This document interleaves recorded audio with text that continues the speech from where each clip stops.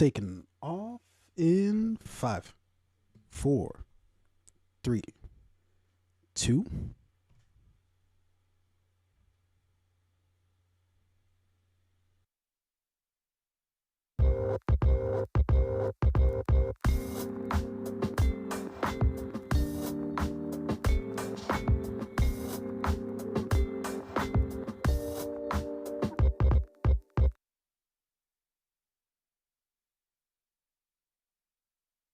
Oops, they couldn't even hear a goddamn thing we were saying. Fucked up the controls. Yo, it's the motherfucking Fade Podcast, the one-stop shop for everything TV, media, and related, along with any of the goddamn thing we want to talk about. Coming to you live, direct, Proof of Concept Studios. What is up?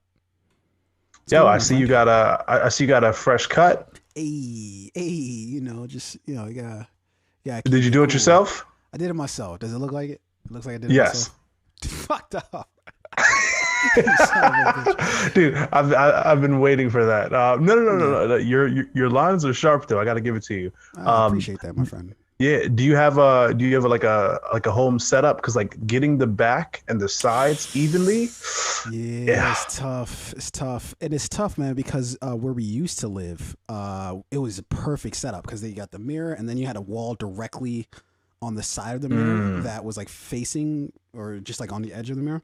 And so I had another like swivel mirror that I bought, and I just put it on the whatchamacallit. So I just put it on that wall, and so then I had it so I could just swivel that mirror around, line up the back, and do all this other stuff. Now I've got no fucking wall. Yeah. I'm fucking pissed. I'm tempted to just move back to the house just for that. Why don't you get just like a mirror frame and attach it to the wall behind you, but like something that looks like it's supposed to be there? Too far away. Damn. I used to be able to like pull it closer. You know what I mean? So what I think I'm going to do is I'm just going to use that same mirror setup I had, but I'm just going to have to put it on the same wall as the mirror that's in front of me. Not going to be great. Not going to have a lot of room to work with, but it'll still be something. Yeah. Do you trust your lady to do it for you? Fuck no. It's like she's offered, and I'm sure she'll do a fine job, but I don't. I've always had this mentality, right? And it's stupid, but it's kind of like the mentality that like if I get used to her doing it, then if she weren't around, what am I just not going to fucking cut my hair because she's not around? No, I got to still cut my goddamn hair. See, I thought you were going to go somewhere else with that. I don't trust the lack of melanin in order to like get my shit right. I mean that too. So there's always that part of it. If I was dating somebody who was black, maybe. Somebody who's white, no, I don't trust it at all. I made that mistake one time. I remember I was in panic mode. I had like I think a big like work trip coming up. Yeah. I think I was like going to Portland or something like that, and I didn't have any. I was like, yo, I look rough. I need a haircut. I look like I look now. I need a haircut. I needed to shave. Beard wasn't right. Nothing was right. So I'm like, fuck. And this was at like, I think I had like a Monday morning flight. So this was like Sunday evening, right? And I'm like, fuck, where can I go at like Sunday at 6 o'clock to a barbershop to get a haircut and like, get a decent haircut, right? So I found one barbershop that stayed open until 10 p.m. on a Sunday night, which was, I think this is during football season, so that should have been a huge red flag right there. Yeah, what? But I didn't have any options at the time, right? So I walk in, and then there's two dudes, right? But like one dude had like white guy, he had like a spiky hair with gauges and tattoos and a nose ring.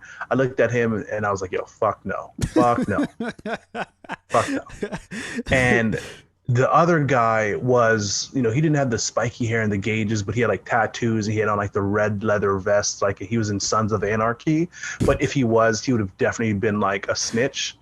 So I'm like, nah, I can't let, right? So there was a woman in the back, right? It's a white woman, and I was like, fuck, I trust her more than I trust these two guys. So when I sat there. Oh my God, big mistake.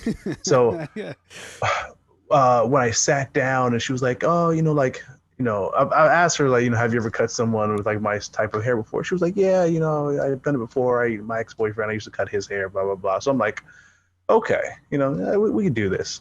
Anyway, so I'm gonna shorten the story up. So like throughout the haircut, like she kept asking me for directions, like on like every little detail. Like, should I make this line like sharper? Should I trim it here? Should I trim it there? And I'm just like, yo, it was like you get into like an Uber and you have to tell them like every turn to make. It Yeah. was like one of Well, no, those types of it's even experiences. worse than that because it's kind of like you don't even know really because if you're so used to somebody else cutting your hair, you don't fucking know if you're supposed to do this up or down or whatever the fuck. Your barber's just supposed to hook that shit up, and you're supposed to look at it Yeah, afterwards like that's what I wanted.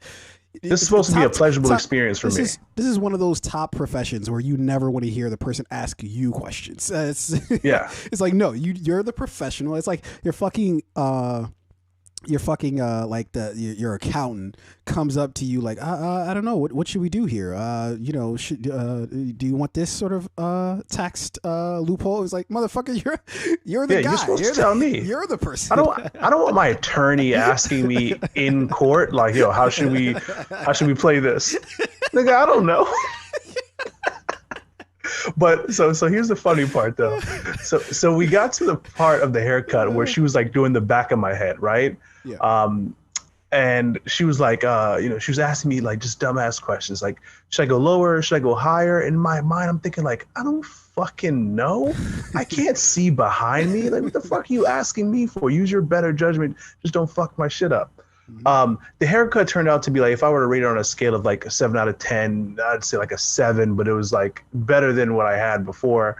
But that experience, I learned to never do that shit again.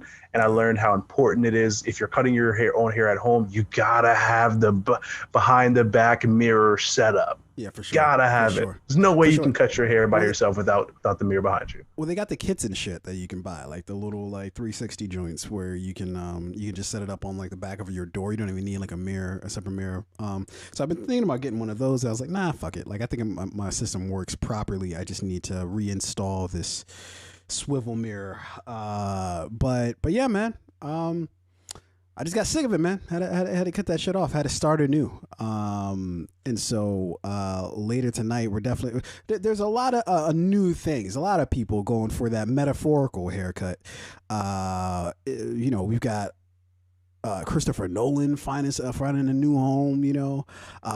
We've got Whitney Houston, the remake of The Bodyguard. I don't know why I keep saying Whitney Houston as if she's actually like in the fucking movie. She's not going to be. They're not going to reanimate her corpse and have her star in the movie on a one picture deal. No, that's not going to happen. But Yeah. a lot of new things going on, my friend. A lot of new things going on.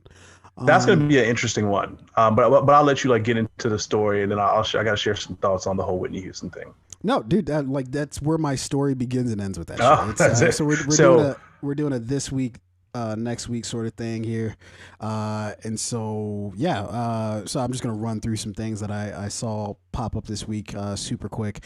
The first one being that the iconic was in '95. I think The Bodyguard was in '95 or '96.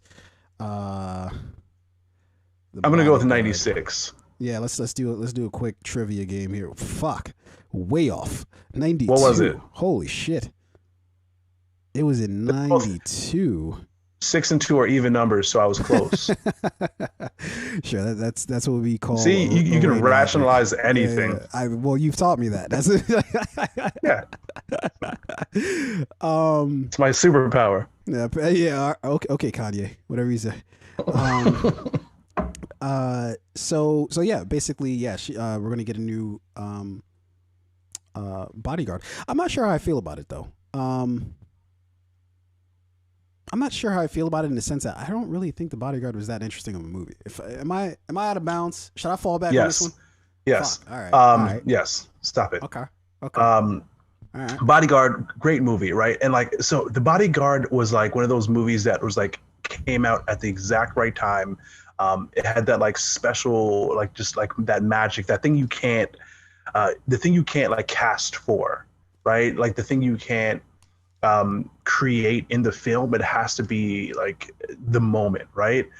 So Whitney Houston was like this, this icon in the rising, right? At that point in time, I mean, her career was she'd taken off, and she was the most talented In my opinion, I think Whitney Houston is probably the most has like the greatest voice of all time. I mean, they're the people that you put on that list. You can put like Celine Dion up there. You can put Whitney Houston. Celine Um, Dion. yeah, I mean, in terms of like voice and vocals, yeah, I think she'd go on the list. You can Some miss me people with would Celine put like Dion. Dolly Parton up there.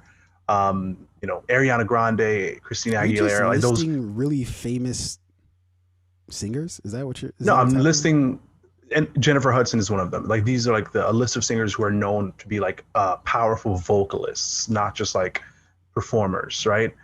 So those are like I would say like some of the singers that go on the list. Like who else would you think of in terms of like Greatest purely like vocal singers? range? Like Mariah Carey has to goes be on the like, list. yeah, Mariah Carey has to be like maybe one of the top ones for me. But I don't know if I could throw Celine Dion. Yeah, I don't know. I Celine feel like Dion her absolutely voice is goes on kinda the weird to me. list. I don't know. Well, her vocal range is like insane. Like she covers like the full gamut of like the vocal, like what is it? Octaves is how it's measured. Um, Sure. yeah, and again, Whitney Houston's one of them. Anyway, so like this movie just came out at the right point in time, perfect time in her career. Young Kevin Costner. It There was might like be a a charm. stretch to say a young Kevin Costner. Yeah, he's always looked old. Kevin Costner. But he's probably 26 in this movie, but he didn't look it. No, fair Um, enough. but no, I think like just that secret sauce. This is what that movie had. So you're you're swimming in treacherous waters here, like trying to remake this thing, right? Either this thing is going to go great or you're going to go straight off of a fucking like cliff and it's just going to be like a whole bad situation. It's like, and do you redo what was done in that original film where you like cast like an actual singer to reprise this role, right? Do you like Well, go you, get you would you would have to, because that's like part of the movie, right? Is that she's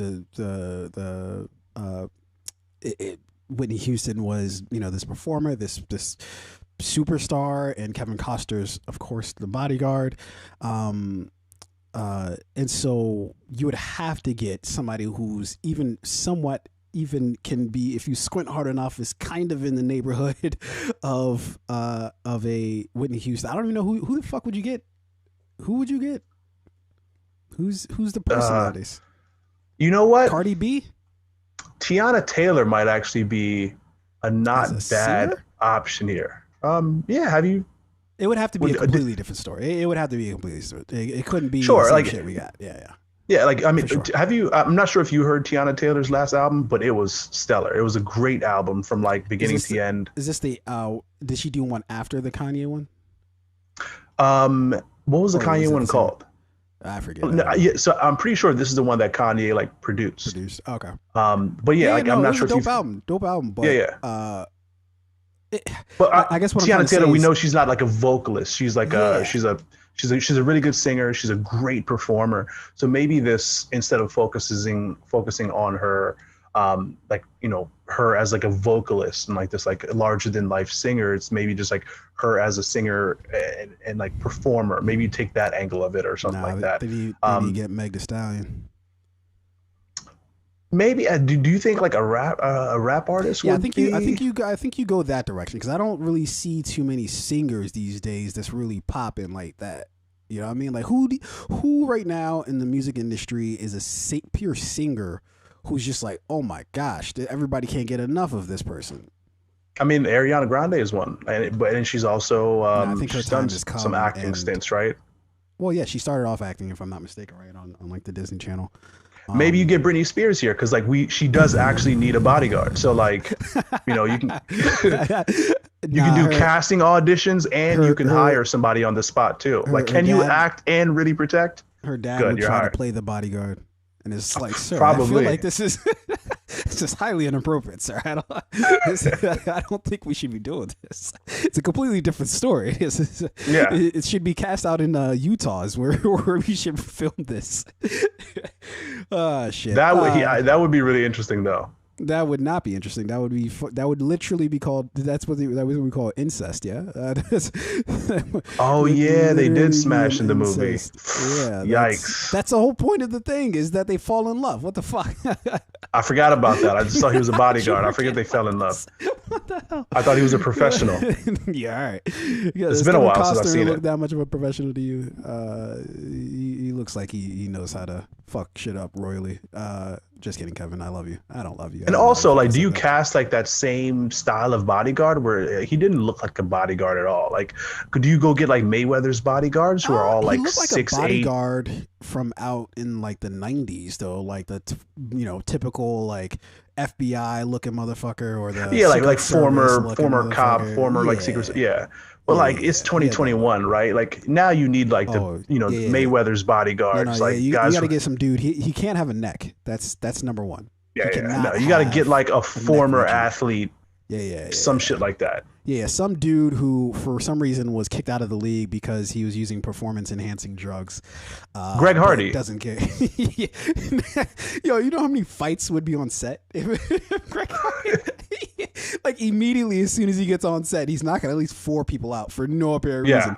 All of them like really just scrawny people who he knows he can beat up, but he just does it because like key grips, like guys who are holding boom mics, like he just punches him in the stomach for no reason why he's holding the boom mic. The guy who's miking him up, I'm just like, dude, I'm just like, come on. Oh shit.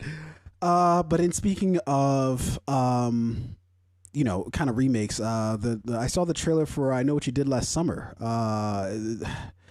This is just as we talked about with The Bodyguard. This is a case of like, I feel like we already did this as well as they can be done. Like I feel like we don't need to revisit this. Like there's like, and what they tend to do, man, is that they upgrade shit for like the newer generation, and they make it for the newer generation. But it just like it comes across as like just absolutely hollow in that they throw the same premise, right? Basically, maybe they switch around genders or some shit, right?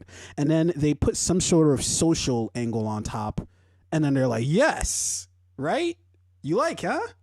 This is what you want, huh? And it's like, no, motherfucker, I don't. Just give me something new. Like you don't have to revisit old shit. Yeah, I do hate like the social commentary sometimes they like force into movies. You think back to like in the 90s, right? You had some like cheesy action movie with like Bruce Willis in it or whatever, right? His taglines were always simple, where it's like yippee-ki-yay, motherfucker, or Schwarzenegger, like what do you say, hasta la vista. Or, it would always be something like cheesy and corny like that, but it worked, right? Well, I think it worked for the 90s. Say goodnight to baby and then bang, like, some shit. Like it worked for the 90s, right? But like now it's 2021. You got like forced commentary, and I just don't want to see some shit where they're like, where like someone's about to shoot the bad guy. They're like, Black Lives Matter, boom, like what? Or like all lives matter, boom. Like, come on, let's stop. Yeah. Well, I think I hate the heavy-handed part of it, but I hate both the combination of the heavy-handed part of it, because it's so transparent. There's no like nuance in it. There's just, hey, here's this social issue that we've read people care about and want to just put in here so you'd watch. And then you also have that with the fact that this is an IP that we've already seen, right? So like with I Know What You Did Last Summer, like we've already been there, done that like 3 times, right? Like there's, if I'm not mistaken, there's at least 2 that I know of. I Know What You Did Last Summer, and then I Still Know What You Did Last Summer, which that was pretty ballsy of them to. Yeah, no, I think, and then it was like, wasn't it another one like I Didn't Forget What You Did the Summer Before? I wouldn't doubt it at all. But it's just kind of like, give me something new, but have something new to say. Or if you're going to give me the old thing, have something new to say about it. And oftentimes they don't have anything new to say, so much as they just airmail like some social issue and they just plaster that over the top, throw in some fucking newer catchphrases and shit, and then be like, hey, watch this. And it's, no, I have no interest in it. I would be really interested to know of this younger generation if they do watch shit like this. Like if they really do watch things that are like remade from old shit, and if they feel like, oh yeah, this is cool. I want to do like a poll. Yeah, I mean, I would imagine so, right? Because there's got to be a reason why these studios are choosing to invest like millions of dollars in these like remakes, right? There's got to be an audience of kids who, for them, this might be their first time seeing I Know What You Did Last Summer. you know, fuck them, fuck all those these like new younger people who this is their first time seeing it. This is like, you know, the TikTok generation, who's like, oh, Ice Cube, like he's a good rapper. Or no, I'm sorry, he's a really good actor. He does those funny kid movies. It's like, well, do you know he was in like you know, the rap group in WA? They're like, really? What's NWA? No. But I What's mean, that? but that's like saying though that like we should be fully conscious of shit that was going on like the 70s and maybe the early 80s. And it's like, nah, I don't. And I feel no Yeah, but responsibility. this isn't about us holding ourselves accountable, right? This is just about this is an opportunity for us to shit on them. So let's take it. Yeah, fair enough. But yeah, but to your point about this movie, right? I just hope that like this is, you know, if they're gonna redo it, but tell like a new, fresh, interesting story.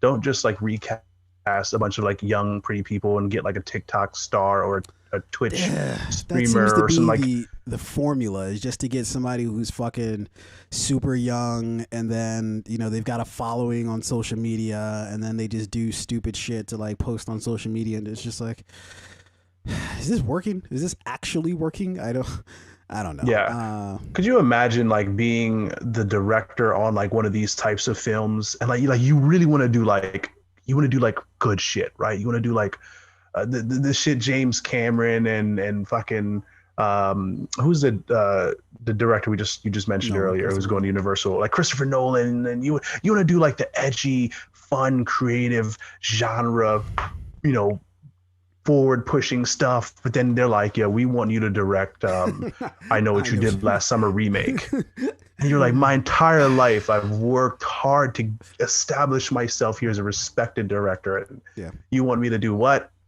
Okay, Well, I'll take the money. To be fair, Just put my name at the very end of the credits. yeah, you're the main, you're the director, and you're like, you know what? Just keep my name off. It's fine. Nobody makes that. I'm gonna wear that Kanye mask Yeah. throughout the entire production. No one's gonna know I was here. So let's talk real quick, man. Norm Macdonald, man, passed away, man, 61.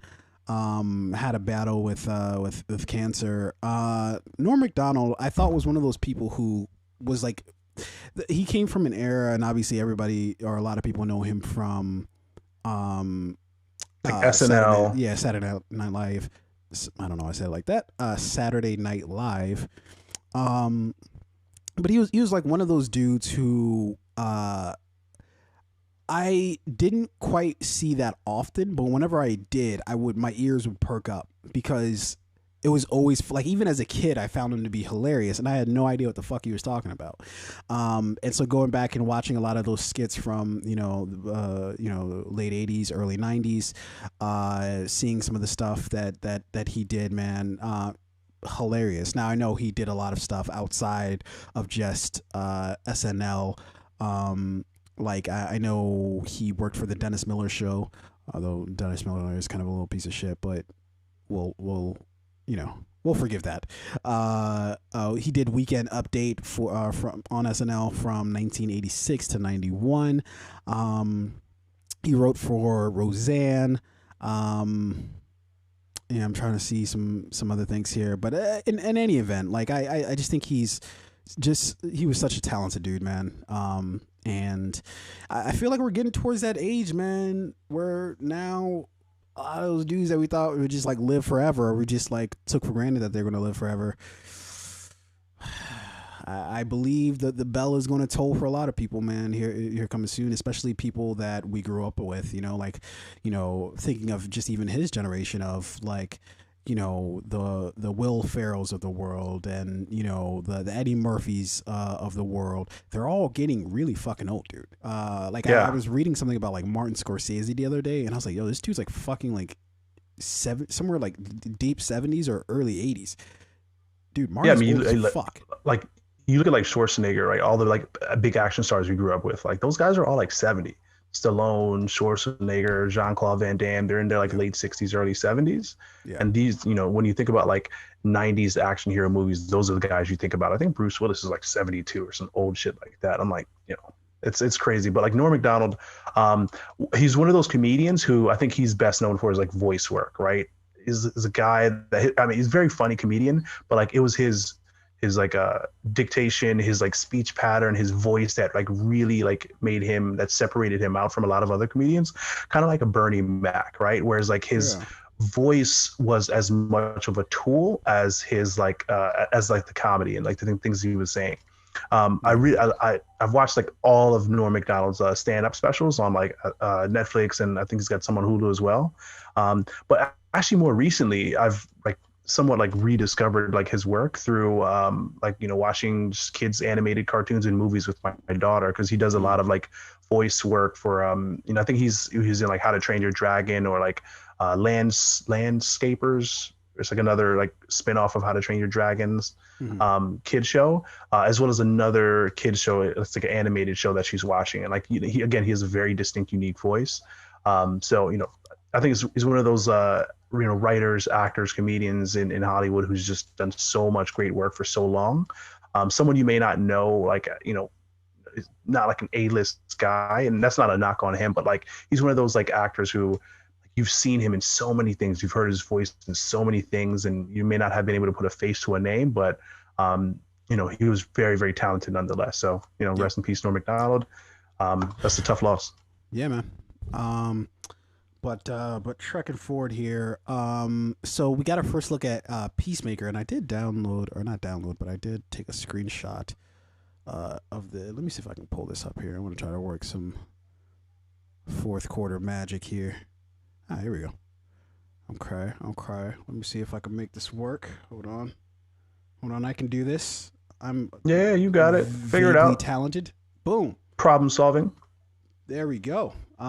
So yeah, man, we get our first look at Peacemaker, which is obviously the offshoot of Suicide or the Suicide Squad, directed by James Gunn. Obviously having John Cena in it, and along with a lot of other people. But John Cena played, of course, Peacemaker, who was this just like blind patriot motherfucker who just would do anything to protect, or quote unquote protect his country. So going so far as to say he would eat an island full of dicks if it meant he were protecting his country. I'm interested to see what a Peacemaker series is going to look like, because it's obviously going to be a lot different, or maybe not a lot different, but it's going to be different than what James Gunn brought to us with the Suicide Squad. And so I'm curious to see sort of what that looks like, because we got a very sarcastic, humorous sort of turn from John Cena as Peacemaker. But what does that look like without James Gunn? Kind of leading the ship.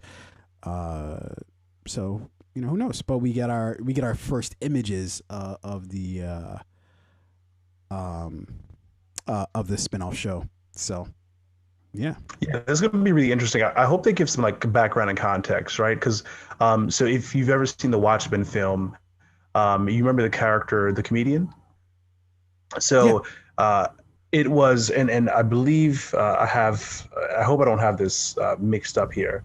So it was the comedian's character who inspired the Peacemaker, um, like that. And there were like Watchmen before them, but like the comedian and like events that took place after Dr. Manhattan, or during the time of that Dr. Manhattan, before he like blew up like New York City. I think the police, or the Peacemaker was like recruited in like the military or something like that, and he would go on to become the Peacemaker. But his character was inspired by the comedian, who were like a government, kind of like the Avengers, right? They were like hired by the government to use their powers to like help keep peace and order. But eventually, like all great superheroes, like eventually they get to a point where they become like hated by the public, right? And that's what happened with Watchmen. And that all of that inspired or led to Peacemaker, and like this band of other like cast members. And I believe the story that they're going to tell here is like both how he came to be Peacemaker, the team that he worked with, and how he then kind of like fell out with the government, and all the things that happened in between. So I hope that they show some of the tie-in between like Watchmen, the comedian and how he inspired Peacemaker and so on. If they tell that story, I think I'm going to be really interested to see how they do this. But it's always fun seeing like spinoffs like these, kind of grow legs and take off. I just hope that this story is told the right way. Because James Gunn did a phenomenal job here. We got to see who takes the helm on it. Well, so James Gunn is essentially creating the series, but I don't know if But he's not directing. Or you say you don't know? Maybe. I don't know. Because I'm trying to look up the credits here, and it does look like he's involved in some capacity. It kind of looks like he might be directing. So if he is, then I guess we might get more of what the fuck we got with the Suicide Squad. In case, in that case, cool. I think nobody's really going to object to that. Everybody seemed to unanimously sort of enjoy, at least, even if you didn't think it was. I had my issues with the Suicide Squad, but I still enjoyed it. I still enjoyed it as a movie. So, absolutely, and John Cena I feel like it did a great job with Peacemaker. Especially given like what he was given to sort of work with, I think he fit that pretty well.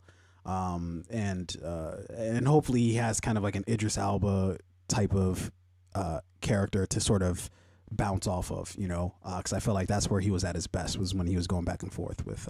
That chemistry on in the most recent Suicide Squad was like spot on. So hopefully he does have that counterpart, because I feel like this type of character needs some type of balance. Yeah, for sure. Okay. So then, aside from that, we're getting a triplets with Tracy Morgan joining Danny DeVito and Arnold Schwarzenegger. Talk about remakes and reboots and everything. This was something I didn't know I wanted, and I still don't want. I don't care for this. For one, I didn't really care for Twins. It was kind of at that point in Schwarzenegger's 90s run where he was starting to lose a little steam. He was starting to lose a little steam here. This is when like True Lies and all that stuff started to come out. I think, right? When did I'm trying to see when Twins came out. No, I think True Lies came out maybe a little bit later. I'm lying like a motherfucker. Twins came out in the fucking 80s. This is a lie. This is like before. Yeah, this was like when he did like in the heart of the what is this, like Kindergarten Cop? What was the movie where he had like the Twins is old as shit. Yeah, what was that movie where he had like the ticket and he was it was like Action Movie or Action Hero or whatever? The Last Action Hero.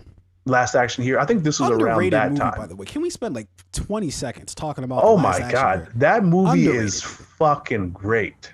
There's nothing wrong with that movie. It was great. I want to go back and you know what? Might go back. I might watch that movie tonight. I might do it. We might have to report back next week to see if it still holds up. It's been years. It's been at least like a decade or two since I've watched it. I wonder which platform is going to have that. It better not be Peacock or some stupid shit like that. Yeah, Peacock and their commercials. They have nothing but endless fucking commercials. And you know what's so funny? You know what I noticed on Hulu? This is a complete sidebar, but so Hulu usually has, because I don't have like the fancy whatever that you can skip commercials and stuff. Oh, you've got the commercials? I've got the commercials. Yikes, you sick piece of shit. Hey, commercials? Hey, look, man, I got bills to pay, all right? I don't but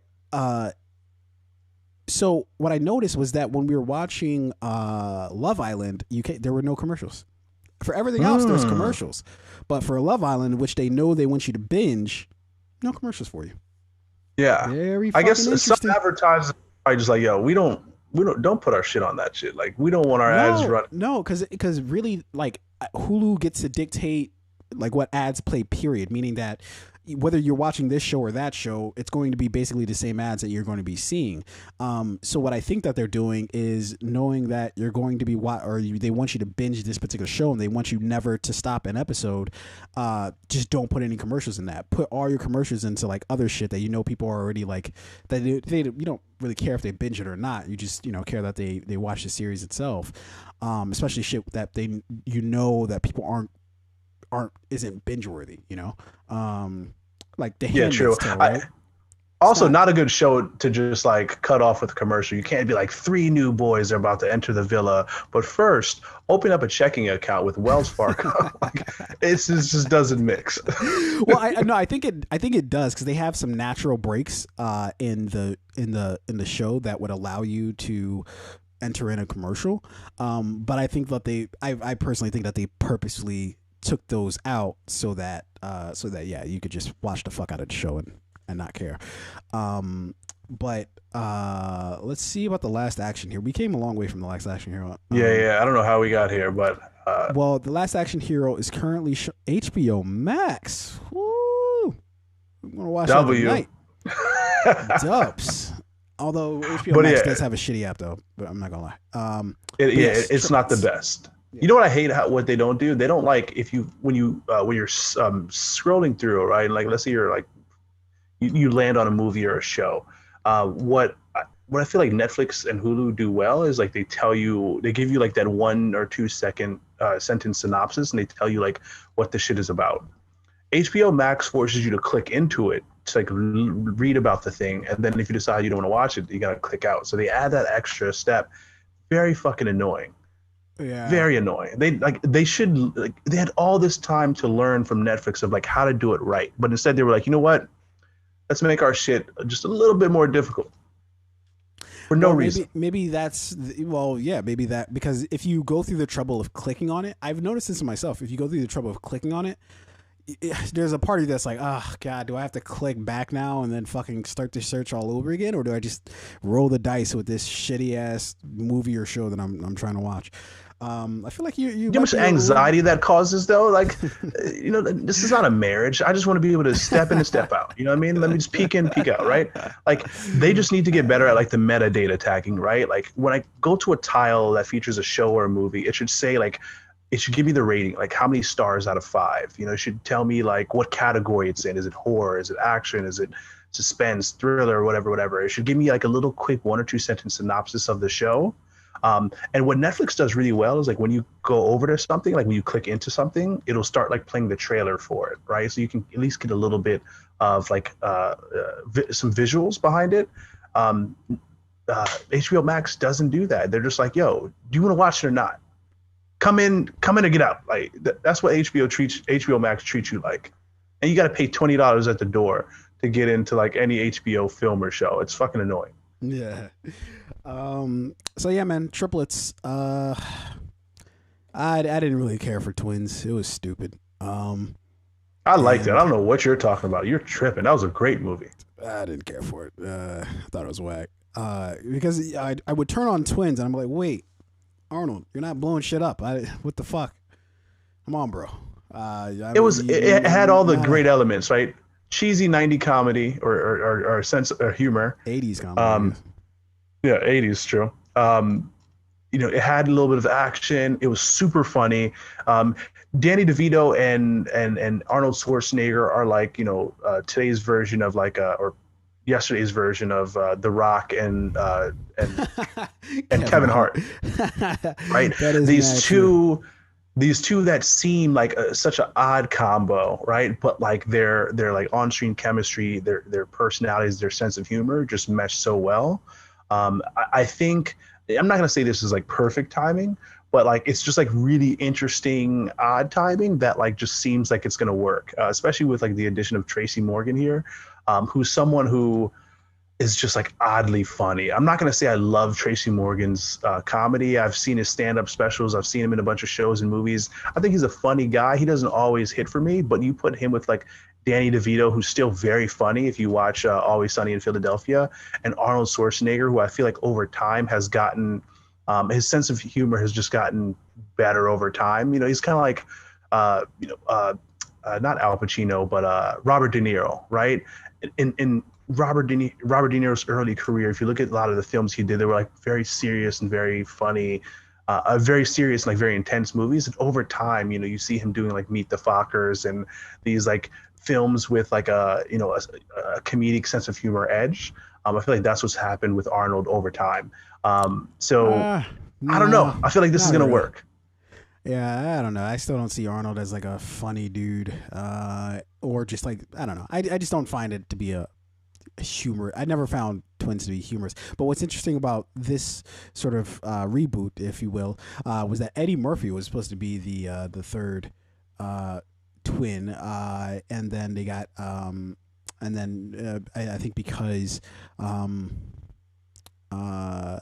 he got booked up after Coming to America.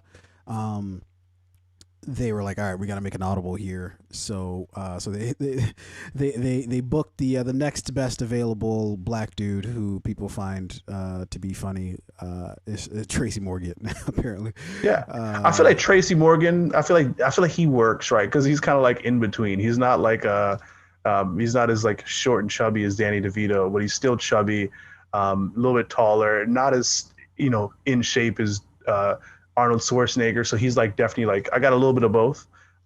Still funny, really like odd, quirky, kind of like style of comedy. I feel like it works. Chris Rock could have worked too. Chris Rock would probably work better. I feel like that's way more appealing to me than Tracy Morgan. I too don't really care for Tracy Morgan all that much, but whatever. It is. Yeah, Chris Rock would have definitely. I'm not going to say it would have been better because we haven't seen this thing yet, right? So we don't know what it's going to look like or feel like or sound like. But just looking at like the actors down that line, right, within that general age group of who would have worked, Chris Rock would have been like someone who's. I'm pretty sure he was high up on their list. Who knows how much money he's asking for these days, though. Yeah, that's fair. But yeah, that's happening sometime soon. Last but not least, we have Cry Macho coming out this week, which is yet another turn from Clint Eastwood. This dude's 8,000 years old and still somehow not only acting in but directing movies, the same movie as well. How the fuck he does it, I don't fucking know. I don't know what necromancer is keeping this dude alive, but this is yet another movie where he, finds some immigrant person, befriends them, and just calls them all sorts of fucking terrible fucking names, and then it's like, but aren't I kind of a good person because I'm trying to reach across and befriend somebody who you wouldn't usually be friends with? Isn't this cute? No, motherfucker, stop making these goddamn movies. It'd be fucking cute if you just fucking let somebody else direct some shit or act in some shit. Yeah, that'd be fucking better, instead of fucking giving us the same goddamn story every single fucking time. This is like apparently he's going to go to Mexico, and he is his job to bring somebody back. I don't fucking know, dude. I'm through with these Clint Eastwood movies. Yeah, after in his next movie, he's gonna go to Lebanon or Egypt or Gaza. It's gonna be at the Gaza. Yeah. He's gonna be driving a Chevy pickup truck down the Gaza Strip, just arresting, saving refugees, but also being low key racist to them too. So, he could die. He might be dead right now. He might have just died. That's how fucking old he is. But respect to Clint Eastwood for still doing shit, right? Sure. when I turn 132, I think that's how old he is. I hope that someone would still respect me enough to be like, oh yeah, you want to do that thing? You want to make a movie, or you want to leave the house, whatever the thing is, right? I hope they would respect me enough. Leave the house. Yeah, just sit your fucking old ass down. That's how I would treat him. But if you want to make a movie, leave the house, act, direct, whatever it is. I hope someone would respect me and love me enough to let me do what Clint Eastwood is doing. Yeah, no. For one, I don't even. This is gonna sound very grim, but I do not wish to be as old as Clint Eastwood. At that point, it's kind of just like, what am I doing here? This. I've watched my kids get to a ripe old age, and now they're getting older too, and just come on, let's wrap this thing up. I was talking with my girlfriend about this. My cutoff point is when I can no longer wipe my own ass, right? I think that is when I don't want to get to the point where I can't wipe my own ass. I feel, and I fully understand that I might be regretting all of this. That God's like, oh, okay. Oh, you don't want that time. Okay, cool. Here's my dream way to go, right? The last time I take my old shit and I wipe my ass, and then I'm like, my shoulder feels a little bit funny. I'm like, damn, I don't know if I could do this anymore. I had the dignity to pull up my pants and buckle my belt and tuck in my old shirt. And I just go lay in my bed. Then I die. I don't want to die on the toilet. That's embarrassing. Well, I mean, you're dead, so who gives a shit at that point? But Yeah, I don't know, man. I wish to be old enough to see my kids get older, to see my grandkids, but I don't wish to be old enough to where it's like they're just going to have to take away my license because I can't drive anymore. That's we're. Well, I mean, by then, Tesla's already driving themselves. So, like, I don't think we're going to have the same problem our grandparents had when it comes to... We've been asking for self-driving cars for, like, the last, like, 2 decades, yet to really deliver on this promise. What? Have you ever heard of a car company called Tesla? I've heard of Tesla, or Tesla's like the main cars on the road. Unless a car is like the main fucking, like, unless they start putting self-driving systems in like a fucking Toyota, it's not like a thing to me yet. So like Teslas and a lot of like other like luxury cars have like the automated self-driving systems. What? Luxury? I mean, but like Teslas are fairly affordable.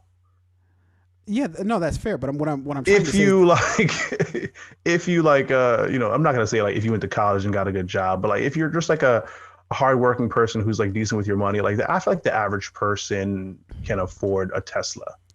Maybe a used one, not the new one. Yeah, went off of eBay. Certified pre-owned. Yeah. Cars.com. But I guess what I am saying is that they're not the predominant car on the road. What I'm like, I don't feel like I'm going to buy into this whole self-driving thing until like a majority of the cars on the road are self-driving. Right now, there's still so many fucking stupid assholes out there on the road that you can't say we're in the car driving age. Like we're not. Unless we, I'm talking about like 50 years from now, right? When we're in our 70s, right, and when we're tired and all that stuff, dude. Like that's 50 years from now. That's our 80s. That's called our 80s. And I'm not sure if I would like to. Yeah, true. I didn't do my math right. Yeah. 50 years from now, when we're in our 80s, they're definitely going to have self-driving cars. I mean, you look at how far we've come in the past 20 years. Maybe 20 years ago, I've been told hovercrafts were going to be a thing. Still not a thing. Yeah. Do you remember what the 2001 Toyota Corolla looked like? It wasn't a hovercraft. It wasn't, but like now we have self-driving Teslas. That's it. So in 50 years, Elon in Musk 50 years we're gonna have like much better shit. So trust me, we'll be fine. Maybe is what I'll say to that. Anyways, let's move the fuck on here, dude. Let's get to our first kind of main thing here. We get a trailer for Hawkeye, dude. So this is a series obviously based on Marvel's Hawkeye, and basically centering on the adventures of young Avenger Kate Bishop, who took on the role after the original Avenger Clint Barton, and this is created by Jonathan Igla, and multiple writers, of course, and starring Jeremy Renner, Haley Steinfeld, Florence Pugh, for those who can remember her from Black Widow, as well as Vera Farmiga, and is due out November 24th of this here year of the Lord. So without further ado, I think we're gonna get on with Hawkeye, the trailer for Hawkeye. Yeah. This is the first Christmas we've had together in years. I love you guys. I'm making up for some lost time. Authorities are wondering if the masked vigilante who terrorized the city's underworld is back. The past has caught up with me. Should we be worried? No, it's nothing. I'll be home for Christmas. I promise. It's the most wonderful time. When I wore this suit, I made a whole lot of enemies. You're a Hawkeye. Who the hell are you? Some people have actually called me the world's greatest archer. Are you one of those people? It's the most wonderful. Hey, babe, I should be back in a day or two. Hang on a second. With the kids jingle belling and everyone telling. Things have gotten more complicated. It's the most wonderful time of the year.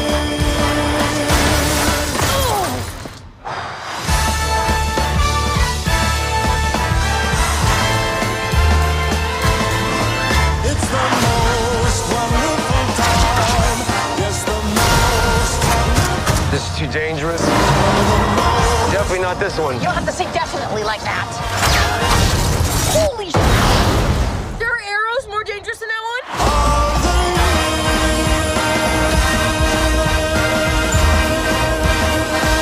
Oh, it's just some Christmas.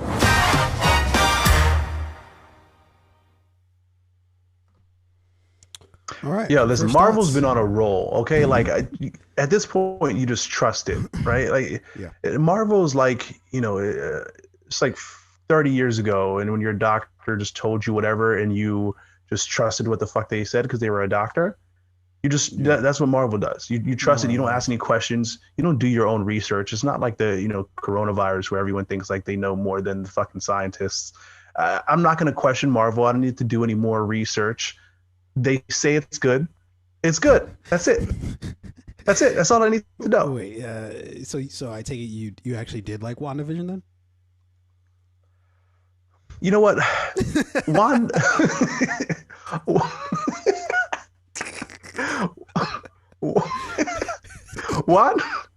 WandaVision was just like, it was like the second COVID shot. It was like, oh fuck, okay. Like I got the first one. I guess you need to do two. I'll go do the second one too, just to make sure we're all squared away.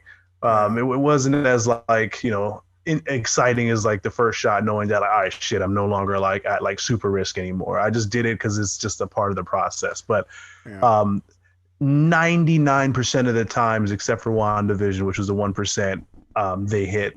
And granted, I mean they've done shit like Iron Man 3 and Captain Marvel, but Kobe didn't make every shot.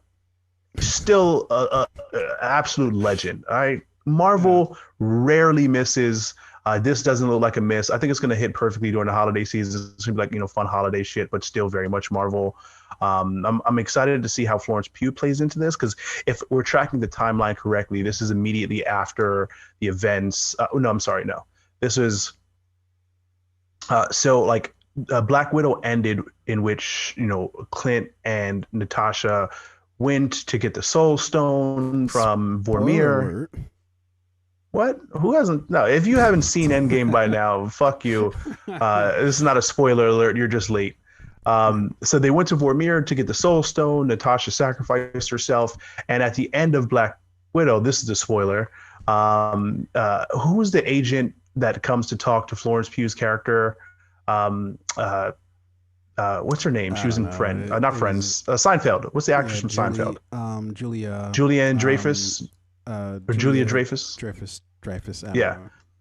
So basically, she delivers news to like Florence Pugh's character that like Clint was responsible for Natasha's death. So now Florence Pugh's character is going to be on this like hunt for Clint, and I feel like this is picking up there. It seems like it's going to be a really interesting story. The trailer looked good. I don't see anything wrong with this. Yeah, I'm not gonna lie. That was really boring. I don't know. Usually you want trailers to at least give you something to like hold on to. That didn't give me anything to like really be excited about. It's just like, oh, another person who shoots arrows, just like Hawkeye. Cool. Didn't really find Hawkeye all that interesting. And I think that might be part of what the problem is I really don't care about his character in and of himself, I mean, he's good when I feel like he's around other people. He's a good thing to like bounce off of, but making him sort of the focal point, I don't know, dude. It's just boring. If I'm being honest here, like I'm sure it'll be cool, but just the trailer was just boring, dude. I don't know. It just wasn't. It wasn't like, oh, it didn't have enough like explosions or this or that. It's just like oh, this is just a Hawkeye meets another Archer. You know what it gave me? It gave me fucking, what is that Bruce Willis movie? Die Hard. It gave me Die Hard vibes, like Christmas shit, but like there's still very much a lot of people are gonna die. I like that aspect of it. It's just hitting during the holiday season. I think it's gonna be perfect timing. Who'd you steal that off of? You didn't come up with that, because I saw that too. That Die Hard shit. You did? Where'd you see that Yeah, I saw it too. I mean, it's not rocket science. Die Hard is a Christmas movie. This is hitting during Christmas. It had the whole Christmas my vibe. My point is that you didn't make that connection yourself. You clearly jacked it from. Who did you jack it from? Credit them appropriately, good sir. 100%. That was an original thought. Wow. I mean, I literally just talked about the holiday, the Christmas angle here, and this is a Christmas action movie. And what is the most famous Christmas action movie of all time? Die Hard. This is not a difficult thing. You're just wait. Is A Nightmare we're just Before connecting Christmas dots here. a Halloween or Christmas movie? That's a Christmas movie, right? A Nightmare Before. I would put that in the Halloween category. I know it's Really? Nightmare Before Christmas, but it's more scary to me than Christmassy. It's more Halloween than Christmassy, and that's an animated movie, right? Yeah, it's an animated. Did have you ever watched it? Scared the shit out of me. I never watched it now. Even as a grown man. Scared of A Nightmare Before. Everybody knows this about me, except for my girlfriend, who like forces me to watch horror movies. Like I do not. That's my least favorite genre. I don't find horror movies interesting. They scare the shit out of me. I can't fucking sleep. I got to be at work in the morning. I have no business watching horror movies. Nightmare Before Christmas was one of them. Yeah, fair enough. All right, that was a trailer for Hawkeye, due out November 24th of this year. Yeah, moving along to our second trailer.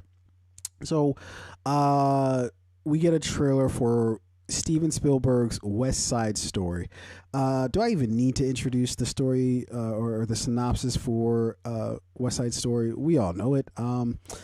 Sharks, jets, Maria, some white dude or other dude, I forget his fucking name.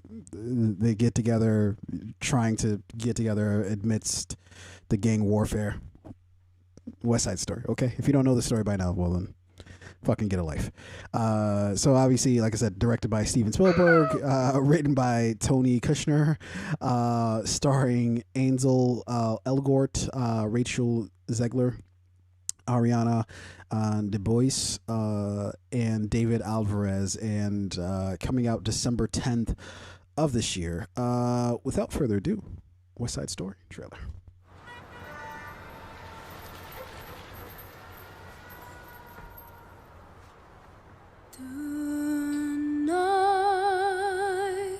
Tonight, the world is full of light.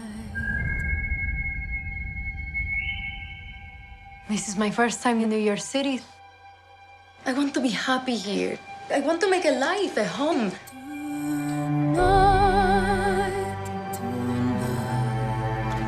Are you ready? Tonight is about family. The first gringo boy who smiles at you. I never seen you before. You're not Puerto Rican. Is that okay? Do you want to start World War III? You know, I wake up to everything I know either getting sold or wrecked or being taken over by people that I don't like. You keep away from him as long as you're in my house. I'm a grown-up now, Bernardo. I'm gonna think for myself. Tony, we need you if we're going to war.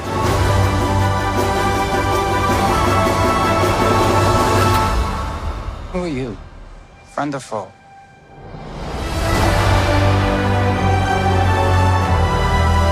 If you go with him, no one will ever forgive you.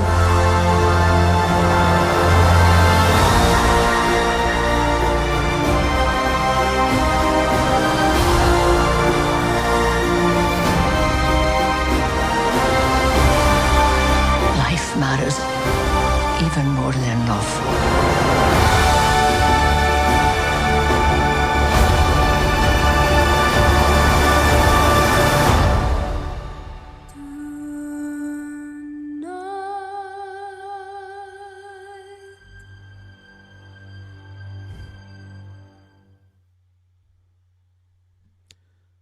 West Side Story trailer. First reaction. I usually don't like singy, dancey shit, Yeah. but we did did we do the review for Brooklyn Heights? Yeah, we did. We talked about. We did. Yeah. You know what? It was pretty good. I didn't hate it.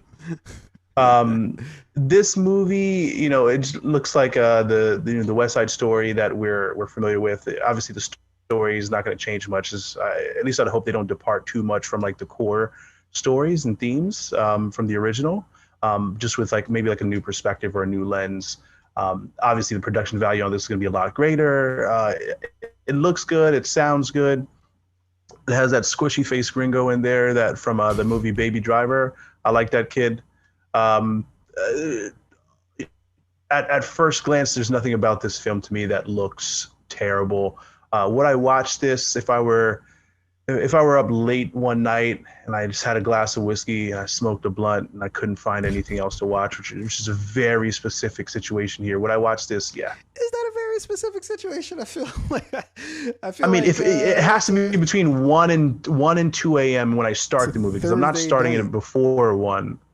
I'm not starting it before 1. I'm not starting it after 2 a.m. I'd have to have had a glass of whiskey and a blunt. So you gotta get me at the right time. That's fair. Yeah, man, I'm not gonna lie. This is the second trailer in a row where it just didn't really excite me for the product. And I maybe I'm coming off of the Matrix high, where I fucking watched the Matrix trailer and I was like losing my mind. Like, fuck, I gotta see this right now. But seeing this was kind of just like, and you know what? This brought me back. It brought me back to, because they started with that song Tonight. I don't even know if that's what the song's called, but it's got the word tonight in it a bunch of times. But it brings me back to like music class back in like middle school. Cause that was my first time watching West Side Story, was in music class when I was in like seventh or 8th grade, one of those two. I'm pretty sure 7th. And we watched a lot of things. I think we watched Guys and Dolls, which now looking back on it was pretty highly inappropriate for middle schoolers to be watching. But we watched Guys and Dolls as well as West Side Story. I have a fond memory. Like, I got a little bit of chills, I'm not gonna lie, watching the trailer, but it was because of the nostalgia of it. It wasn't because I thought the thing looked really interesting or like there was like a different sort of like thing about it. And again, this is kind of like my recurring problem with these properties that just keep getting sort of like rehashed, is that if you're going to update it in a way that, like, what I would have loved to have seen is for them to update it perhaps with the same sort of motif, right? But maybe just update it like maybe this is like in the 90s instead of like the 80s or 70s, whatever time period this was supposed to be mimicking. But it felt like it was still the same time period as the original. And it's kind of just like, nah, like update that a decade or two. Like, we've moved about 50 years since the West Side Story. Upgrade that time a little bit, to give us something a little different. So like this story kind of tells this tells a story at a point in time in which, like, I believe it's Brooklyn, right? Is it Brooklyn or Queens?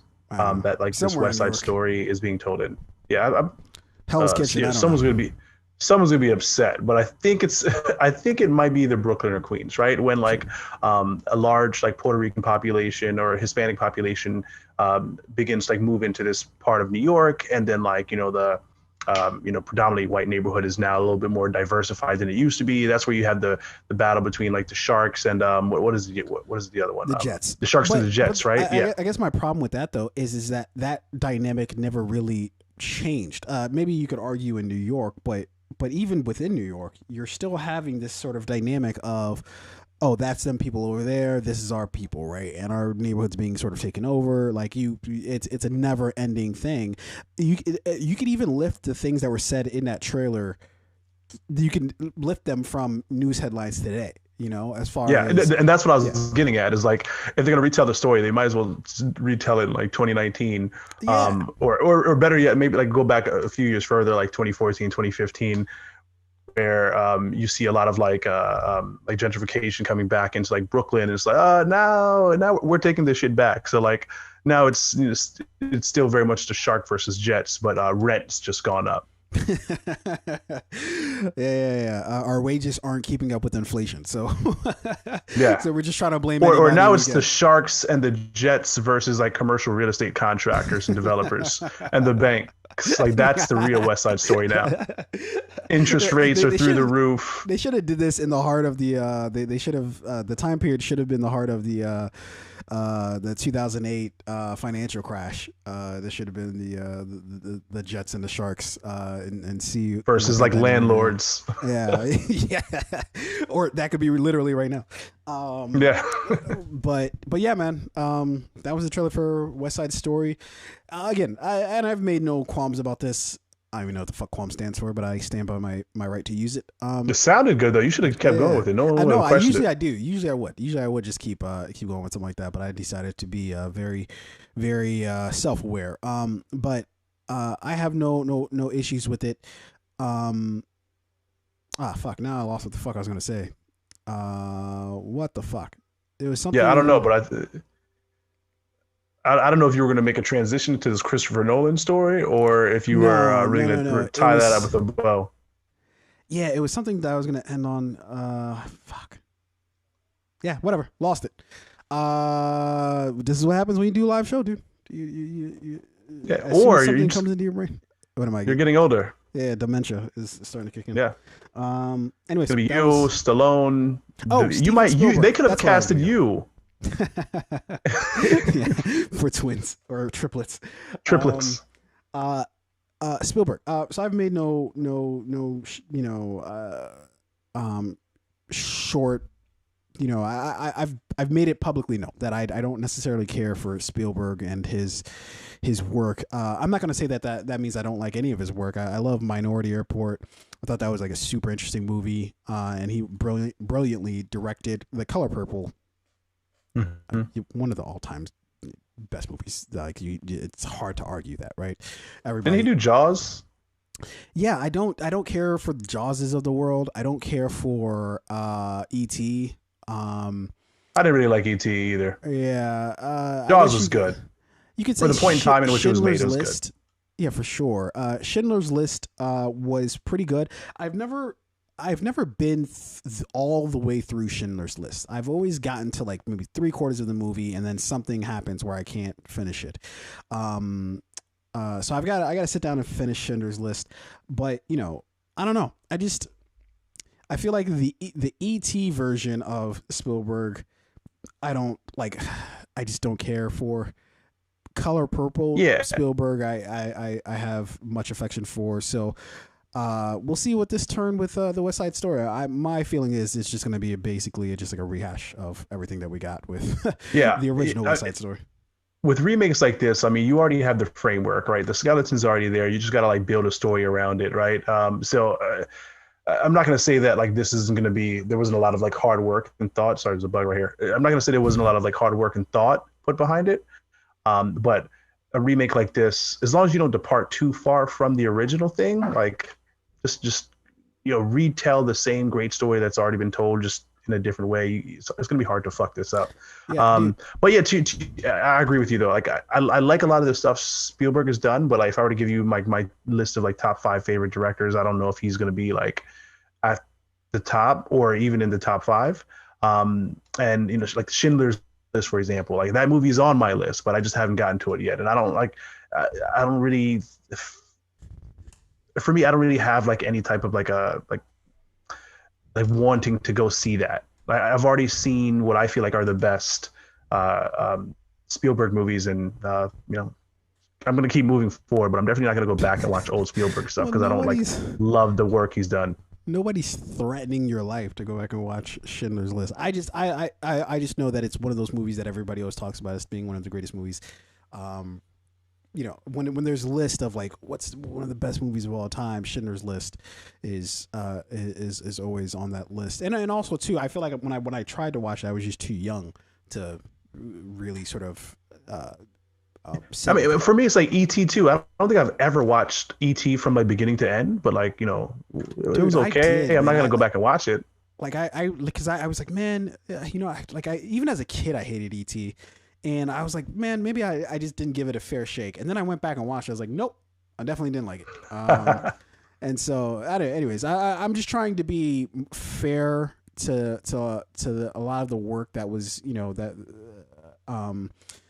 that came before this time period that we're in now, because I feel like what happens sometimes is we have the ability to credit the work that's done now as if it was the originator of certain things, and the truth is it's not. It's building blocks, right? That we wouldn't get a lot of the things that we have now if it weren't for those things that came before it. So I'm trying to give those things some type of fair shake in terms of like going back and just watching them and seeing how they measure up. And when you watch it, keeping in consideration the time it was made, right? Like that's definitely like something that you have to keep in mind, because a lot of people just like, oh, this shit sucks. Like the graphics are terrible. Well, yeah, it was made in 1992. Like, well, it's hard, dude. It's really fucking hard, dude. So I was trying to watch. I went back and watched Tron. Tron Legacy? No, just the original Tron. And I was like watching it like, this is. I actually do like Tron. Don't get me wrong. I actually do like the movie. But dude, I was just like, after seeing Tron Legacy, it's kind of just like, what am I doing here? It's just like you have to be super nostalgic to tell me that. I mean, you could argue that Tron itself, like the original movie, was probably a better story maybe than Tron Legacy, even though I don't know if I believe that necessarily. But it's just looking at those graphics, they're just wildly different, dude. Like it's almost like upsetting to have to go back to the original Tron and watch that in comparison. So yeah. Whenever somebody tough. says something is upsetting, they feel strongly about the thing. Yeah.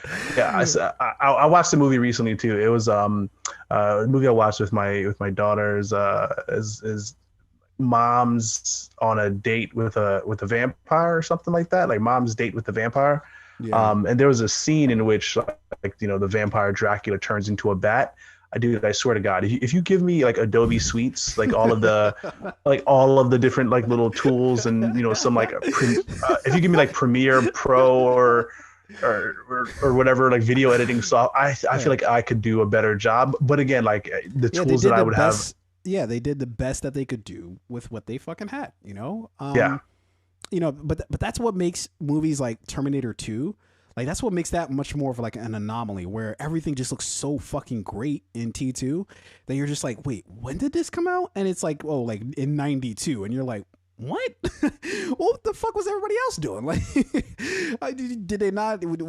couldn't they hire the same fucking editors and fucking computer graphics people? Like, the fuck happened? Do you think people back then knew the future was going to be so much better, so they were like, you know what, let's not even try. It's 92. No one's going to care about this year. No, I think the level of acceptance was clearly like, you accepted it because it wasn't bad, right? So if you go back to like 92, 93, they're not going to be like, oh, this looks horrible. They'll be like, oh yeah, that looks cool, because that's what the common thing was, right? The movies like Terminator 2 were like kind of the outliers, where it's just like, wait, this is like on a fucking different scale right now. This looks insane, I think those were the exception, not the rule. That's like something coming out today, and like Ex Machina, right? Movie, it's got a lot of fucking CGI in that movie because of just the nature of the movie. But you don't really like watching it. It's like, holy shit! Like they just made this look really fucking good.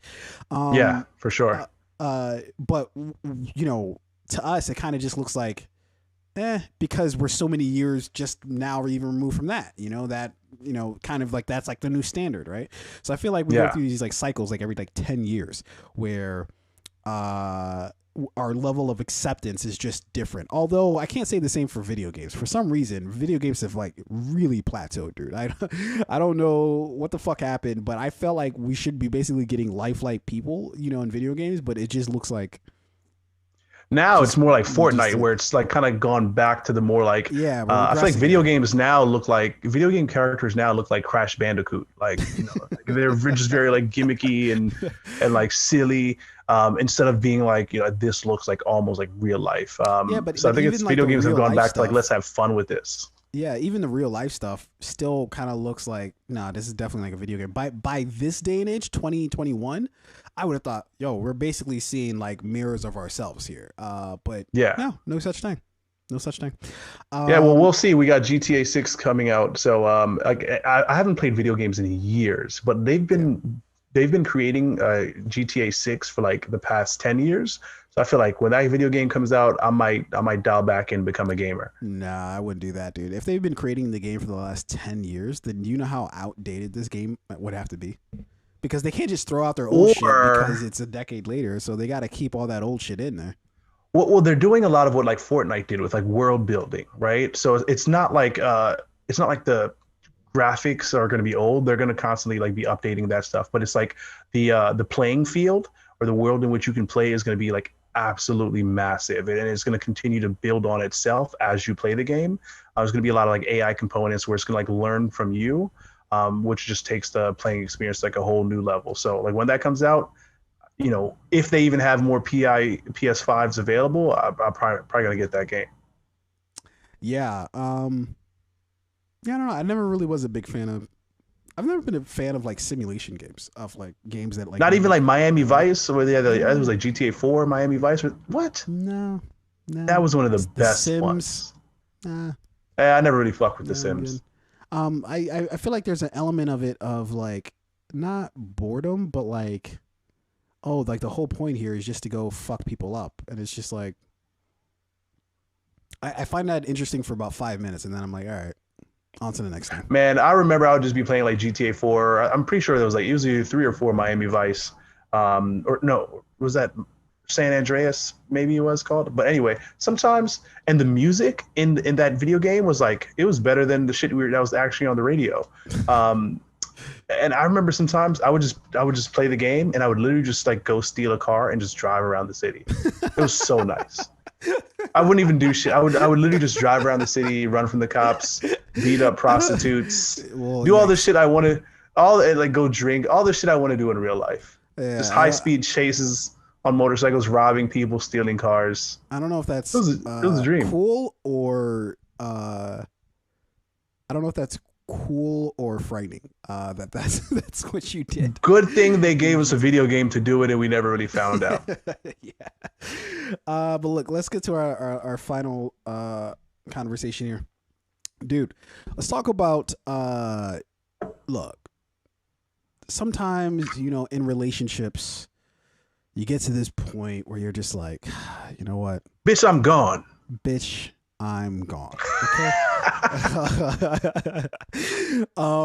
We've seen it so many times. It's the stuff that Hollywood movies are made of, right? That there's friction in a relationship, and one party is just like, yeah, fuck this shit. The other party's like, no, but I still love you. The other party's like, too late, motherfucker. You should have taken those pole dancing classes while you still had a chance. Is that all the relationship was? Yeah. That would have been the make or break, the pole dancing class. That might have spiced things up a bit. No, I'm shitting, but yeah, we get to this point, in relationships where it's just like, we fucking had enough, right? Christopher Nolan seemed to be at that point, right? Fed up with fucking Warner Brothers. And so he's had this long-lasting relationship with Warner Brothers, WB, if you will, and that's extended all the way back to the early 2000s. Rather, I was about to say early 90s. The early 2000s. He produced the Dark Knight trilogy for them. Just whatever. All of Nolan's movies, basically all of them produced under Warner Brothers, except for maybe I think a couple of them, right? Okay, flash forward. Nolan has a hard-on for saying fuck you to streaming, right? Hates streaming because he believes in the what is it? The naturalness. I don't even know if is that even a word? Naturalness. Probably, yeah, like the natural, authentic feel of film and cinema. Just film. He I swear he just jerks off when they're cutting the film. He's just like, oh yeah, this is exactly what I wanted. Do you know the sound of film tape spinning through the I don't even know what those old machines were fucking called. Yeah, the projector machines. I feel like see, I feel like he just listens to that in his headphones. Oh, just for sure. The just projector's just running. No film actually playing, just a projector sound going. Yeah, his wife thinks that he's sleeping, but really he's listening to the projector spinning. That's it. And so he obviously loves film, and he loves the theatrical window, meaning that these extended theatrical windows of 100+ some odd days, where your movie only plays in theaters and plays nowhere else, right? The world's changing, though. Then COVID happened, and the world was forced to change a lot quicker than I think that we were eventually sliding towards, where basically everybody was scrambling to get their content out, and theaters weren't open. And Scarlett Johansson's still very upset at that. She should be. We had that argument a while ago, but yeah, ScarJo still should be pissed about that. She needs her bag, just like The Rock got. The Rock got his bag, but he kept that shit on the low. Anyways, I digress. So Nolan has this sort of he loves keeping movies in theaters, and so what does he do? He comes out with Tenet, right? Comes out in theaters, right? The movie that was supposed to usher the next age the new era of theatrical films, and Tenet didn't do well because it was fucking in the middle of a pandemic. Okay, I feel like you didn't need fucking tea leaves to be able to read what the fuck was going to happen in this scenario. People were worried about stimulus checks, not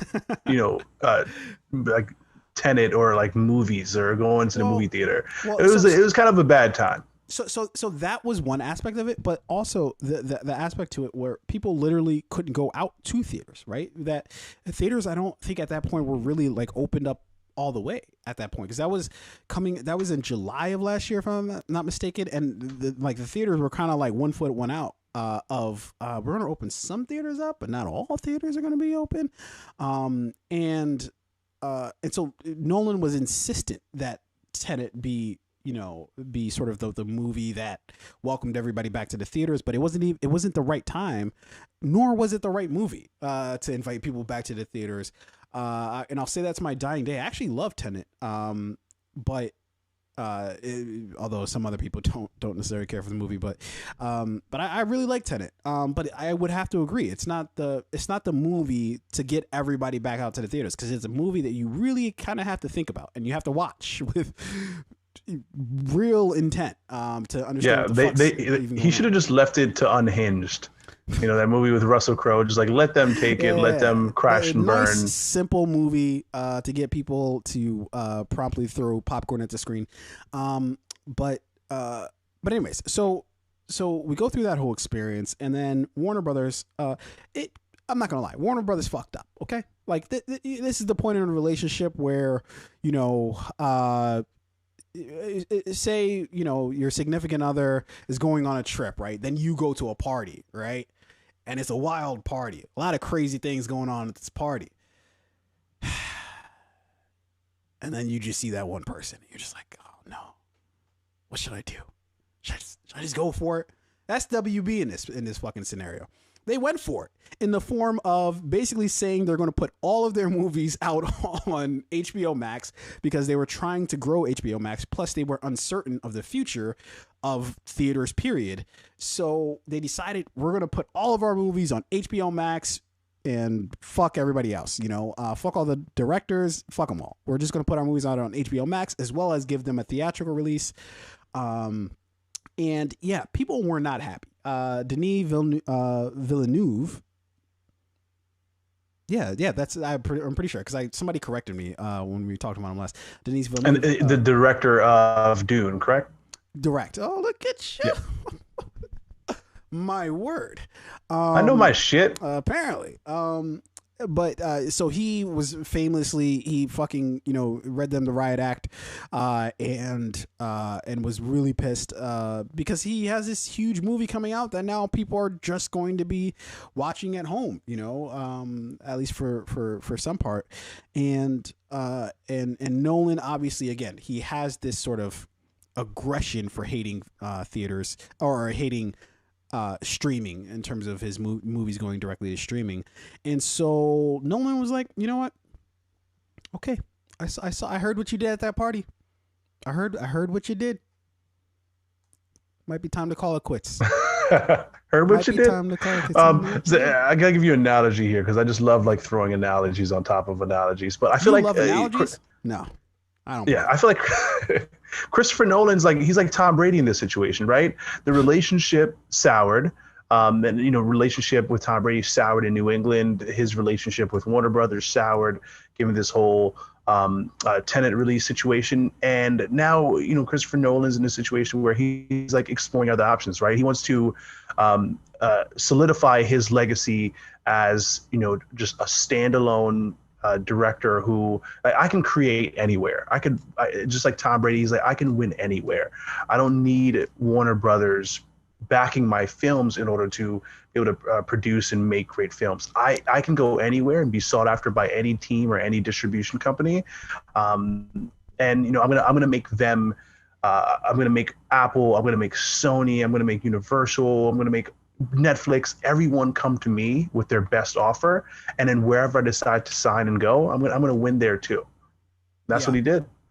Yeah. So we flash forward to, basically, he told WB he's breaking up with them. They were like, no, don't leave. He was like, I already left. And so, just like LeBron did when he left the Cavs the first time, he's made sort of a spectacle out of it, in that he basically, and look, there's one part of me that's like, all right, get over yourself, dude. You're gonna have all these fucking studios come to your like the fuck is this, Bond? Like, are they coming to your lair and you're just you're gonna tell them your demands? But this is, if he was in the league, just you just talked about Tom Brady, he's negotiating. He's like, look, motherfucker, I can go to your competitor. So what do you have to offer me that's different from your competitor, right? And so apparently he had some pretty not even deep demands, but he had basically the same demands that he had with WB, Warner Brothers. He wanted total creative control, which is a given. I feel like he doesn't, maybe early on he might have taken notes from Warner Brothers, but with some of his later films, I'm sure he just did whatever the fuck he wanted. At least 100-day theatrical window. Which 100 days is a long time. That's a long fucking time, dude. Come on. Like, it's a new day. Okay, Chris? If I can call you Chris. 30 days is a long time. Yeah, dude. 100 days? I don't get it, dude. Shit. How do you keep things top of mind? If it's in the theater for 100 days, like, we're in a different day and age, dude. We're in a different time where if your movie's in the theater for 100 days, we've forgotten about it. Like, it's no longer in our fucking thought of seeing this movie. If it went into theaters in January, like in April, I'm not going to be like, oh, yeah, let me go see that like old fucking movie. Like, I've forgotten it existed. It should be streaming right now. Should be able to watch it on the couch. I shouldn't have to go to like AMC to see this shit.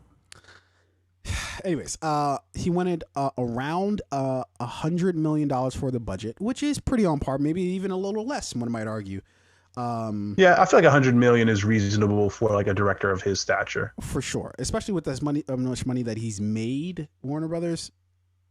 Although you could argue between Tenet and Dunkirk, maybe let's dial it back a little bit, but fair enough. I'm not going to fight him. Isn't that crazy though? What I just said was absolutely insane when you think about it. So like when we're talking about like what Christopher Nolan should be given in terms of a budget for a film, we're like, yeah, 100 million. That's not unreasonable. But like, let's say your state education board is like, we want to increase education spending this year by $100 million. And to do so, we're going to have to increase state resident taxes by 1%. People would be pissed. Yeah, but like give Christopher Nolan 100 million. Yes. The difference is that people are going to recoup their money pretty much immediately, right? With doing this with the schools, right? You're like trying to invest in the next generation, which you're not going to see a return on that for the next like 20 years. So if what are you talking about? We went to go see Tenet. I didn't recoup any of my money. No, I'm saying if the studio is giving Nolan $100 million, they're going to recoup their money. Yeah, we're not recouping shit. We're not recouping shit. Yeah, for sure. But they're the ones who are giving them money. We're not giving them the money. I mean, outside of literally going to go see the movie, but they're fronting the money is what's happening. He wanted equal marketing spend, basically, I guess a comparable from that $100 million. He wanted essentially an equivalent for marketing, which isn't the craziest thing in the world. But fair enough. 20% of first dollar gross, fair enough. And here's the one I was like, okay, we're chill out, bro. Was a blackout period where the studio would not release another movie for 3 weeks before and after the feature. So a total basically of 6 weeks where he has an open window with the studio as like the only release from that studio. What? Nigga, no. Why would Why would I do that? You know what? Like, if there were all white people in this meeting and like he asked for all of this shit and somebody did say that, like, nigga, what? I wouldn't be mad. It would make complete sense. But you know what? I'm happy for I feel like I know him at this point. I've seen all of his fucking movies. I'll call him Chris at this point. I'm happy for Chris. You know why? Because it's like when you get to this stage and like you start to ask for just wild shit, keep asking. Just see how much wild shit you can get. You know what? I need the best Japanese chef on set every day while I'm filming. I want you to, and I don't want to take him away from his family. I want you to bring him in, and I want fresh sushi in between takes. No, what you do is you bring in the best sushi chef, and then you just have him be like, but I just want him to separate all of my M&Ms. I only like the red M&Ms. I don't like any of the other ones. That's his job. With a Hattori Hanzo blade, like separate them with the sword that she had in fucking Kill Bill, with the sword that actually killed Bill. The studio would be like, you know what? We'll make it work. We'll find a way. This out. We'll find a way.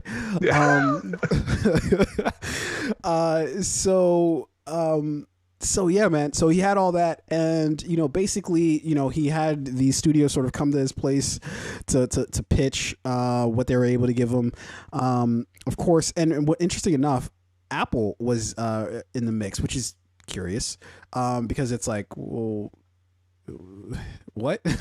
Why would you have them in the mix since they're mainly, their main model is streaming, obviously. But Apple just wanted to be in the room. They're like, we've got enough money to have this conversation. They certainly fucking do. This may not work out, but we've got the most money in the fucking room. Who has more money? It's Apple, right? Not Disney. Yeah, they just, all they did was walk into the room and just pull out of their pockets like just big wads of cash, and we're like, look, we're probably not going to close this deal with you, but we just wanted to say hey. Yeah. We just wanted to flex and just fucking mean mugged like the rest of everybody else, and just tossed the money and just like started making it rain. Is like, we're all rich here. You don't need to do. They probably left midway through the meeting just to show everybody how much money they have. Like, yeah, we don't give a fuck. We're out. We just wanted to be here really quickly. They showed up with their souped up Teslas. It's like, this is, come on, what are we doing here? It's Teslas. They're not even that expensive, guys. But anyways, so he ended up closing a deal with Universal because they basically were just like, yeah, we'll give you everything you fucking want. Do whatever. And honestly, they're in the best position to give him what he wants because they somehow kind of weathered the storm with this whole COVID shit, as well as they are, I think, his closest in terms of sticking to this sort of like theatrical model, right? Although you can argue that they were one of the first ones to jump out there and shrink that the theatrical window, because if I'm not mistaken, it was Universal that made the deal with, I think, AMC to go to do they were gonna switched to streaming after 14 days of a theatrical run, that they were shrinking the window down to 14 days. So it's interesting that happened, but he still went with them because they were willing to give him everything that essentially that he wanted.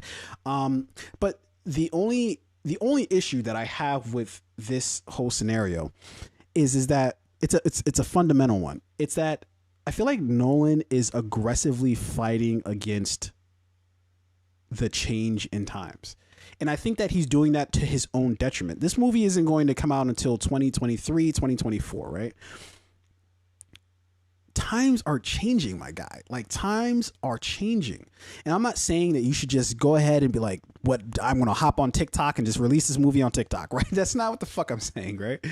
But what I am saying is you're fighting so aggressively against this idea of streaming that it's kind of like, well, why are you creating the movie? Are you creating the movie because you want to tell stories, or are you creating a movie because you think movies should be viewed a certain way? And I can understand. I can understand where people like him and Scorsese, all these people are coming from, of holding on to this idea of what film is, of what movie making is, of what cinema is. I can fully understand their perspective. But they have to understand that times change. In order to get people to view your thing, you gotta adapt somewhat, right? Like, you can't just be like, no, I'm just never changing and I always want this theatrical window.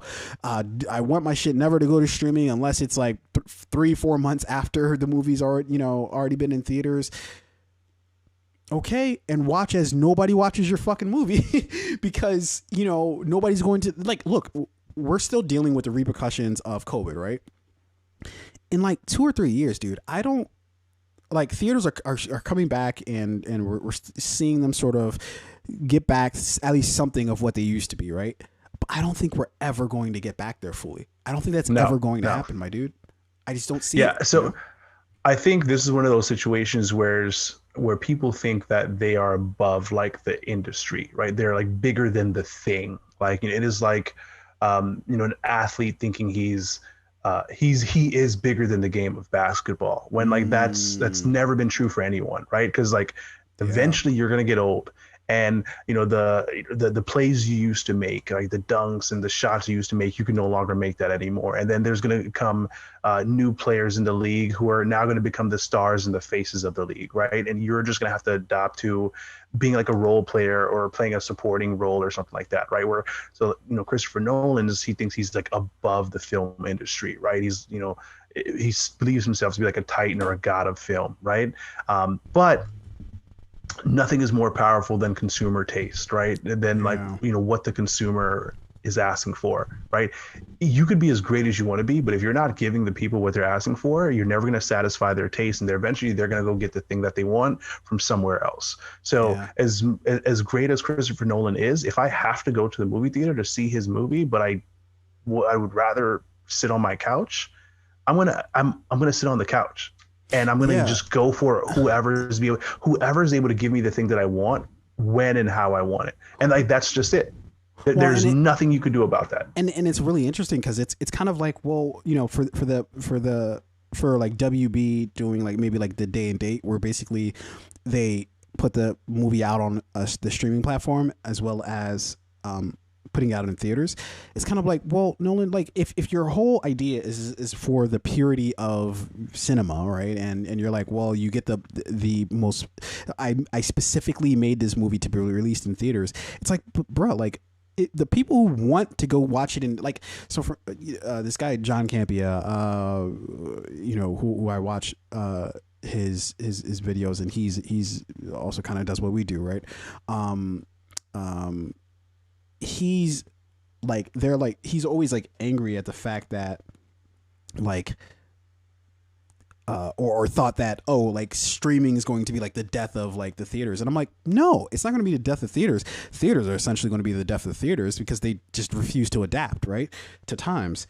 But even more than that, it's like, well, the people who want to actually go out to the theaters are going to fucking go out to the theaters. It's like, if you release a movie in both on streaming and theaters, it's not like I'm like, oh man, I really wanted to see this in theaters, but I guess it's showing at home. It's like, no, if I really wanted to go see that fucking movie in theaters, I'd go see it in theaters.